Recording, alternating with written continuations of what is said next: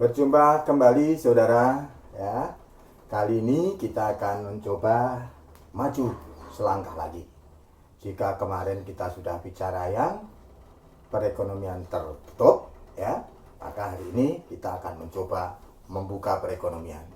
Dalam pengertian perekonomian yang terbuka sudah mengenal hubungan ekonomi dengan luar negeri. Berupa apa? Berupa ekspor dan impor. Jadi perekonomian ini sudah mengenal adanya ekspor dan impor. Ya, inilah yang menjadi topik kita pada kesempatan kali ini. Saudara simak baik-baik videonya. Silakan. Maju selangkah saudara sekalian. Sekarang kita akan coba tanggalkan kata tertutup sehingga perekonomian tidak mengenal hubungan dengan luar negeri, melainkan sekarang terbuka karena mengenal hubungan ekonomi dengan luar negeri. Perekonomian semacam ini kita menyebutnya sebagai perekonomian terbuka. Perekonomian yang sudah mengenal hubungan dengan luar negeri, perekonomian yang terbuka, atau karena sekarang sudah muncul satu sektor lagi yaitu sektor luar negeri, perekonomian ini sering juga disebut sebagai perekonomian model 4 sektor. Ya. Nah, sekali lagi, perekonomian terbuka itu mengandung pengertian bahwasanya dia sudah mengenal hubungan ekonomi dengan luar negeri. Nah, hubungannya dalam bentuk apa, saudara sekalian? Hubungannya adalah perekonomian tersebut sudah melakukan ekspor dan impor. Sehingga dengan demikian perekonomian yang terbuka itu kalau dilihat asal-usul pendapatan nasional lengkap sekarang. Ya, pendapatan nasional itu dibentuk dari konsumsinya rumah tangga konsumen, kemudian investasinya investasi dari perusahaan, produsen, kemudian pengeluaran pemerintah, government expenditure, dan sektor luar negeri yang berupa ekspor dan impor. Dengan demikian, di dalam perekonomian terbuka ini, kita mendapatkan dua variabel baru yaitu ekspor dan impor.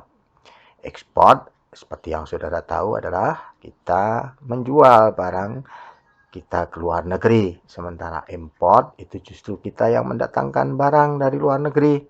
Ya, sehingga ekspor dikurangi dengan import ini sering juga disebut sebagai neraca perdagangan. Nah, kalau dikatakan neraca perdagangan surplus, itu artinya ekspor kita melebihi besarnya import. Sebaliknya, kalau neraca perdagangan kita berada dalam keadaan defisit jika importnya justru yang lebih besar daripada ekspor. Nah, dari dua variabel yang baru ini, ekspor dan import, saudara sekalian, nanti ternyata ekspor ya, itu kita asumsikan sebagai variabel yang eksogen, yang besar kecilnya bukan kita yang menentukan. Ya, yang besar kecilnya sudah tertentu, kita terima saja apa yang sudah ditentukan oleh siapa? Ya, mereka yang membeli barang-barang kita, karena ini ekspor berarti kan kita menjual barang-barang kita. Ya, kita tidak bisa mempengaruhi besarnya ekspor ini. Apapun upaya yang kita lakukan sudah banyak terbukti bahwasanya ekspor itu besar kecilnya bukan kita yang menentukan, melainkan pihak luar negeri sana yang ingin membeli barang-barang kita. Ya. Sebagus apapun barang yang kita produksi, ya, sehebat apapun kita mempromosikan, tetapi kalau pihak luar negeri tidak menginginkannya, kita tidak mampu meningkatkan ekspor. Jadi sekali lagi, ekspor ini eksogen. Nah, import lah yang merupakan variabel endogen. Artinya besar kecilnya import ini kita sendiri yang menentukan. Dengan kata lain, besarnya import ini nanti akan tergantung pada variabel yang ada di kita sendiri ya. Oleh karenanya nanti kita akan menyatakan import yang endogen tadi sebagai sebuah fungsi. Kita akan menyebutnya sebagai fungsi import, di mana nanti diasumsikan bahwa besar kecilnya import yang kita lakukan itu semata-mata tergantung dari besarnya pendapatan kita. Logis kan? ya. Kalau apa yang bisa kita beli dari luar negeri, ya tergantung besarnya pendapatan kita, toh. Ya, toh. Nah, tentu saja saudara juga sudah bisa melogikakan mestinya tergantungnya itu dalam pengertian yang positif. Semakin kita kaya, semakin besar pendapatan kita, ya semakin banyak juga yang bisa kita import. Kemampuan kita untuk membeli barang dari luar negeri. Tetapi semakin kecil pendapatan kita, semakin miskin kita, maka tentu saja kita tidak bisa mendatangkan barang-barang dari luar negeri dalam jumlah yang banyak. Saya kira itu, ya toh. Nah, kemudian secara umum fungsi import dinyatakan dalam bentuk M. Ya, import itu sama dengan M0 plus M kecil pendapat kalikan pendapatan atau Y, ya. Dimana saudara sudah tahu M-nya tadi import, kemudian Y-nya pendapatan, sementara M0-nya ini, ya, konstantanya ini kalau dalam matematika, di dalam ekonomi makro disebut sebagai import otonom atau autonomous import. Dia menunjukkan besarnya import yang harus dilakukan meskipun seandainya pendapatan itu nol, ya. Dan ini ya bisa kita duga nilainya biasanya positif. Kenapa? Karena bagaimanapun juga saudara sekalian, ya, bagaimanapun juga, ya, kalaupun seandainya toh kita tidak punya pendapatan, tetap saja kita tidak bisa menyediakan semua barang yang kita butuhkan itu sendiri, sehingga tetap kita harus mengimport setidaknya sebesar M0 ini. Ya, jadi M0 itu biasanya positif nalarnya. Nah, sementara M kecil, ya, itu disebutnya sebagai marginal propensity to import, MPI, ya, yang menunjukkan porsi dari tambahan pendapatan, ya, yang nanti akan kita pergunakan untuk menambah import kita, ya. Dan ini tentunya juga positif, ya. Dalam pengertian apa tadi? Kalau nanti kita ada tambahan pendapatan, mestinya import kita kan juga bertambah, ya toh. Tapi kalau kita makin miskin berarti bukan tambah tapi malah berkurang pendapatannya, berarti malah import kita tentunya akan terpengaruh berkurang. Ya, inilah yang disebut sebagai fungsi import. Sementara ekspor tadi sekali lagi adalah variabel yang eksogen, bukan kita yang menentukan, bukan tergantung kita, ya. Tapi kalau import kita yang menentukan, tergantung apa? Ya tergantung kaya tidaknya kita, tergantung pendapatan kita, ya. Nah, sekarang setelah kita tahu dua variabel yang baru, maka sekarang kita lakukan analisisnya. Ya, kita mulai dengan analisis pendapatan nasional keseimbangan atau equilibrium. Nah, seperti biasanya, ya, kalau kita mau mencari syaratnya, maka pendapatan nasional keseimbangan itu terjadi ketika, ya, equilibrium itu terjadi ketika, ya, besarnya pendapatan dari asal muasalnya, dari pembentukannya itu sama dengan penggunaannya. Nah, karena ini perekonomian terbuka, tadi sudah tahu bahwa besarnya pendapatan itu berasal dari C, I, G, X dikurangi dengan import. Ya toh? Sementara dari sisi penggunaannya, saudara pun juga sudah hafal di luar kepala bahwasanya pendapatan itu akan digunakan untuk konsumsi dan sisanya nanti ditabung. Tapi itu apa? Karena ini perekonomian sudah ada campur tangan pemerintah, itu adalah besarnya pendapatan disposable, pendapatan yang siap pakai. Di mana pendapatan siap pakai sendiri, ya, itu seperti biasanya kita peroleh dengan mengurangkan pendapatan dengan besarnya pajak yang harus dibayarkan, tetapi ditambah dengan transfer-transfer dari pemerintah yang diterima oleh masyarakat. Ya, dengan demikian, kalau begitu, ya kalau saya pindah saya ganti Y-nya dengan Y minus TX ditambah TR, itulah nanti yang akan dipakai untuk konsumsi dan saving. Pendapatan setelah dikurangi pajak dan ditambah dengan transfer-transfer subsidi-subsidi, ya, tunjangan-tunjangan, maka itulah yang nanti siap untuk dikonsumsi dan sisanya ditabung. Nah, dengan demikian, kalau ini saya pindahkan ke sana semuanya begitu ya, ke kanan semuanya, maka Y itu kalau untuk dari sisi penggunaan untuk perekonomian terbuka ini, ya, itu digunakan nanti untuk apa pendapatan itu? Digunakan untuk konsumsi, kemudian sisanya ditabung, tapi jangan lupa ya, harus juga digunakan untuk membayar pajak, tetapi dikurangi dengan transfer. Ya, ini matematika biasa saja. Nah, dengan demikian, kalau kita mau mencari keseimbangan, di mana keseimbangan itu pendapatan dari asal sama dengan pendapatan dari sisi penggunaan, maka dari sisi asal tadi C, I, G, X minus M. Sementara kalau dari sisi penggunaan, ya pendapatan itu digunakan untuk konsumsi, saving, bayar pajak, dan dikurangi dengan transfer. Dengan demikian, kalau ini C-nya sama kan, saya coret gitu ya secara matematis, maka syarat tercapainya keseimbangan untuk perekonomian yang terbuka adalah I plus G plus X, yang minus ini saya pindah ke kiri menjadi plus TR, ya. Kemudian C plus S plus TX, sementara yang ini, yang minus ini saya pindah ke ruas kanan menjadi plus M.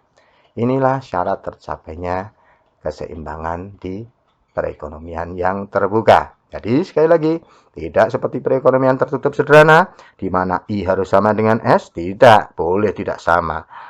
Tidak juga harus pengeluaran pemerintah, ya, ini anggaran belanja negara, fiskal, ya, harus sama dengan penerimaan pemerintah dari pajak. Tidak harus, ya.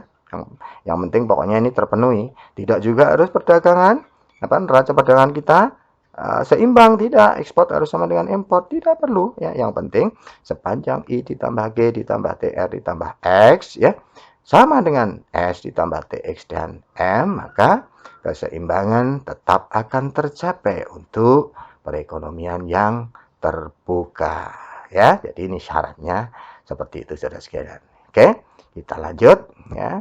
Dan kalau mau mencari rumus pencari pendapatan nasional keseimbangan, ya seperti kemarin lah, ya. Kita pakai dari asal saja, ya, pendapatan itu penjumlahan dari C, I, G, X dikurang M. Kemudian konsumsinya kita ganti dengan fungsinya A plus C, Y, D, ya dah. Kemudian importnya tadi kita tahu fungsinya M0 plus M kecil Y. Kemudian kita buka, ya. YD-nya ini kita ganti dengan Y dikurangi TX ditambah TR. Ya, kemudian yang di belakang ini kita buka menjadi minus M0, kemudian minus MY, ya. Kemudian setelah ini kita buka juga, maka kita peroleh seperti ini, ya, saudara nanti cermati. Kemudian jangan lupa pajaknya ini pajak yang fleksibel, maka kita ganti dulu dengan T plus HY, ya. Kemudian kita buka nanti menjadi min CT, min CHY, dan seterusnya. Ya, kemudian nanti yang Y semuanya ini kita kumpulkan nih. Ini nanti pindah ke ruas kiri menjadi minus. Ini pindah ke ruas kiri menjadi plus, ya. Kemudian ini masih ada Y satu lagi. Ini minus, nanti pindah ke ruas kiri menjadi plus. Ya toh? Jadi ini menjadi minus, menjadi plus, kemudian menjadi plus. Yang ditinggalkan ini semuanya. Nah, kalau kemudian ini saya keluarkan Y-nya, maka di dalam kurung saya peroleh 1. Ini ada angka 1 di depan. Dikurang C, ditambah CH, ditambah M, ya. Ya. Sama, dikalikan Y sama dengan itu. Sehingga kalau saya mau mendapatkan Y-nya, ya tinggal dibagi ini saja. 1 min C plus CH plus M, maka saya peroleh besarnya pendapatan nasional keseimbangan adalah A min CT kecil, ya. Kemudian plus CTR plus I plus G plus X minus M0, ya, dibagi dengan 1 min C plus CH plus M. Inilah rumus untuk mencari pendapatan nasional keseimbangan bagi perekonomian yang terbuka. Ya, lalu lanjut seperti biasanya, ya. Nah, nanti saudara cermati lagi, saudara lihat berulang-ulang, ya.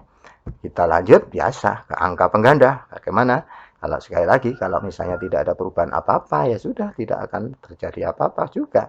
Tetap seimbang saja dengan menggunakan rumus ini. Tetapi kalau nanti misalnya terjadi perubahan macam-macam, bisa terjadi pada perubahan besarnya otonomus konsumsi, besarnya otonomus pajak, dan seterusnya, ya, TR, I, dan seterusnya, nanti maka perekonomian baru akan berubah juga, atau mencari keseimbangan yang baru. Pendapatan nasionalnya pun akan berubah. Lah, berapa perubahan itu? Itulah yang diterangkan dengan angka pengganda. Jadi nanti saudara akan punya angka pengganda investasi, angka pengganda konsumsi, angka pengganda untuk transfer pemerintah, angka pengganda untuk pengeluaran pemerintah, kemudian masih ada lagi angka pengganda untuk pajak, ada angka pengganda untuk impor, dan ada angka pengganda untuk ekspor juga. Rame ini, ya. Nah, saudara nanti tinggal buktikan saja, ya. Kenapa nanti angka pengganda investasinya. Oke, kali ini Bapak akan mencontohkan bagaimana mencari besarnya angka pengganda untuk transfer pemerintah. Nanti yang lainnya saudara cari sendiri seperti biasanya, ya, untuk latihan, ya, di akhir dari pertemuan ini nanti. Oke, ya, saya akan tunjukkan saja salah satu, yaitu angka pengganda transfer pemerintah. Jadi tadi dimulai dengan keadaan mula-mula, kalau perekonomian terbuka tidak terjadi apa-apa ya tetap seimbang, ya toh. Nah, tetapi kalau kemudian ternyata pemerintah menaikkan transfernya sebesar delta TR, maka perekonomian seperti yang kita ketahui akan mengalami ketidakseimbangan sebentar, tapi kemudian cepat atau lambat akan seimbang lagi, tetapi delta Y-nya Y-nya pun akan berubah. Katakan berubah sebanyak delta Y. Pertanyaannya kemudian adalah delta Y ini berapa kalinya perubahan TR penyebab ketidakseimbangan tadi.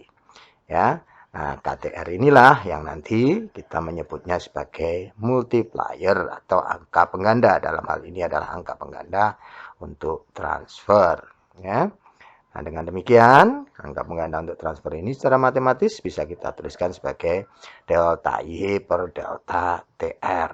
Ya toh? Nah, kita mulai dari keadaan mula-mula seimbang. Y sama dengan bla bla bla bla bla. Rumusnya tadi seimbang. Kalau tidak terjadi apa-apa ya tetap seimbang ya.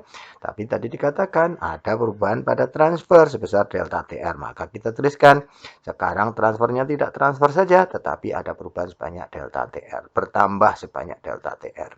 Nah, akibat dari pertambahan ini, maka Y-nya pun bertambah sebanyak delta Y.